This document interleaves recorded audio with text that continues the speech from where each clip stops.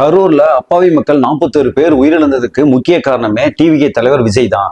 அவரு சரியான நேரத்துல வராததும், அதே போல அவங்களோட கட்சி நிர்வாகிகள் அந்த கூட்டத்தை சரியாக ஒழுங்குமுறைப்படுத்தாததும் தான் முக்கிய காரணமே. இதுக்கு விஜய் தான் பொறுப்பே இருக்கணும். அதே போல அந்த அப்பாவி மக்கள் இறந்ததுக்கு ஒரு அஞ்சலி கூட செலுத்த வரல.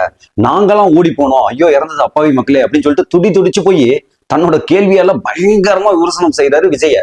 ஆனா இதெல்லாம் எப்ப தெரியுங்களா? இந்த சம்பவம் நடந்து சிபிஐ விசாரணை முடிந்து கிட்டத்தட்ட எக்ஸ்பைரி ஆகிற சூழ்நிலையில இப்ப கேட்டிருக்கிறாரு. ஆனா இதே வாயி அப்ப என்ன தெரியுமா பேசினாரு? இந்த சம்பவத்துக்கும் விஜய்க்கும் சம்மந்தமே இல்லை, இந்த ஆம்புலன்ஸ் குறுக்கையும் நெருக்கையும் போனதுல எங்களுக்கு சந்தேகம் இருக்கு, அதே போல இது திமுகவோட திட்டமிட்ட சதியோ அப்படின்னு சொல்லிட்டு எங்களுக்கு சந்தேகம் இருக்கு. சோ இப்படின்னு சொல்லிட்டு ஏடிஎம்கேல எடப்பாடி மட்டும் இல்லைங்க, அவரோட மினிஸ்டர்ஸ் எம்எல்ஏ எல்லாருமே ஒரே மாதிரியே விஜய்க்கு ஆதரவா பேசினாங்க.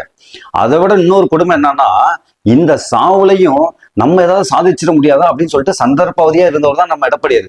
அதாவது அந்த சம்பவம் நடந்த ஓரிரு நாட்கள்ல ஒரு இடத்துல கூட்டம் நடக்குது, அந்த இடத்துல எவனோ ஒருத்தன் டிவிகே கொடியை காமிச்சிட்டான், அங்க பாருங்க டிவிகே கொடியை காட்டுறாங்க, சோ இப்ப இருந்து என்ன தெரியுது, கிரீன் சிக்னல் வந்துருச்சு, நாங்க 2 பேரும் கூட்டணியா போறோம். அந்த சாவு நடந்து ஒரு 10 நாள் கூட நடக்காத சூழ்நிலையில இப்படி எல்லாம் பேசுறதுக்கு எப்படி இந்த எடப்பாடிக்கு மனசு வந்துச்சுன்னு தெரியல. இன்னைக்கு விஜய் விமர்சிக்கிறாருன்னா உடனே தொடர்ந்து அப்படியே அவர் மேல அப்படியே பால தூக்கி போடுறாரு.